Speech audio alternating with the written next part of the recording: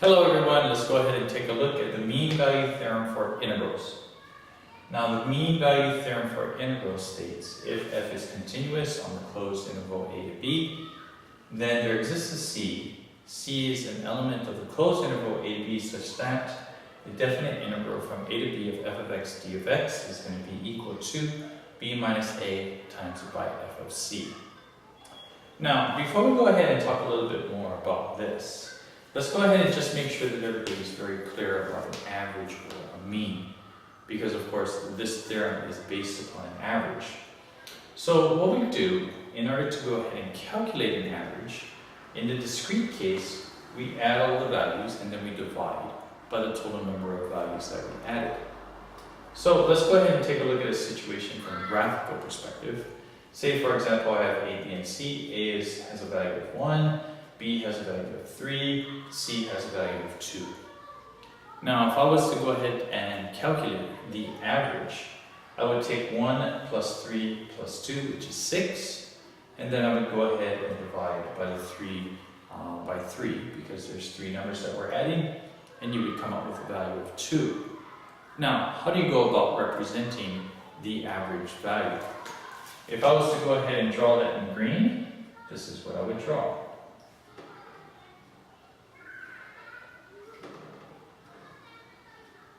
So notice what happens then is that all the values now are all the same, and that's what the mean is going to do.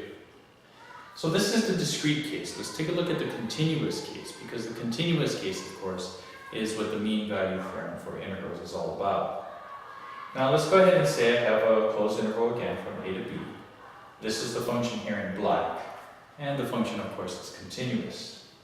Now what I'm going to do is I'm just going to go ahead and use an analogy. Imagine that this blue rectangle there was more or less something like an aquarium, and the black was actually the water after you go ahead and you start shaking it like this, and so you start creating waves. So basically what happens then is that if I wanted to go ahead and find the average value, what I need to do is I need to let the water settle. And once the water settles, then that means that that level is actually the average value of the function, for the same reason that the discrete case also provided the same result. So if I let the water settle, this is the average value then of the function. And notice that the values of c, which produce those average values of the function, are also within the closed interval from a to b. Okay, so let's go ahead and talk a little bit more about this then, and let's think about what conceptually each one of these sides represent. So if we go ahead and take a look at the integral from a to b of f of x d of x, of course what we're dealing with is we're dealing with the area of the curve bounded by a and b. Now if we go ahead and take a look at the right side of the equation, if we go ahead and take a look at b minus a, well, b minus a is just this distance here, or that length. F of c, we said, is going to be this height. That's the average value of the function. Now if we go ahead and take a width times it by a height, then basically what we come out with is the area of a triangle, rectangle. And if we go ahead and take a look at the rectangle then, f of c, of course, is going to be the average value of the function, because of course that's the height of the water once everything settles. Now the other alternative form that you have is f of c is equal to 1 minus b over a times the integral from a to b of f of x d of x, because if we wanted to go ahead and find specifically the average value of the function, all we would need to do is just divide both sides by the width of the rectangle. Okay, so let's go ahead and take a look at a specific example. So let f of x be equal to 4 minus x squared on the closed interval from -2 to 2. Find the average value of the function and the values of x which provide this value. Now before you can go ahead and actually apply the mean value theorem for integrals, you need to make sure that the conditions are true. So is f of x continuous on the closed interval from -2 to 2? And sure enough, we do know that it is. So therefore, we can find the c on the closed interval from -2 such that the average value of the function is going to be equal to 1 over 2 minus negative 2 times it by the integral from negative 2 to 2 of 4 minus x squared d of x. Okay, so again, what we're going to try to do is we're going to try to think about this again with our aquarium idea, is we want to let the water settle, and what happens is once the water settles, that's actually going to be our average value of the function, and these two values of c are going to be the values of x, which actually provide that average value.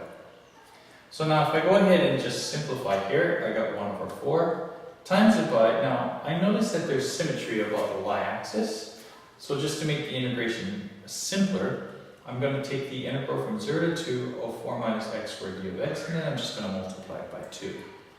So I get 1/2 times it by 4x minus 1/3 x to the third if you go ahead and do the integration, and I'm going to evaluate that from 0 to 2. So I get 1/2 times it by 4 times it by 2 minus 1/3 2 cubed, and if I simplify all of that, I come up with 8/3. So what that means then is that f of c, which is our average value of the function, is 8/3. Now, the thing is we don't want to stop just with the average value of the function, is we also want to find the value of c, which provides that value for the function. So I know that my initial statement is just going to be f of c is equal to 8/3. Well, I know that f of x, which was 4 minus x squared, is going to be the same thing as 4 minus c squared if I evaluate the function at c. And now we just need to go ahead and solve for c. So we know that c squared is going to be 4 minus 8/3, which is 4/3. Take the square root of both sides. We come up with the absolute value of c is equal to 2 over root 3. And therefore c is going to be plus or minus 2 root 3 over 3. And sure enough, we can go ahead and talk about this one here as negative 2 root 3 over 3. And this one here as 2 root 3 over 3. Okay, so just to summarize here. Okay, again, when we go ahead and think about the mean value theorem for our integrals, of course, the most important thing for us is to remember what the mean does. If you use that aquarium idea, you can then go ahead and apply your mean value theorem so long as your condition is true to find both the average value of the function, which is f of c, as well as the values of x, which provide that average value for the function. Okay, so we'll go ahead and take a look at some examples and do some problems in class. See you next time. Bye-bye.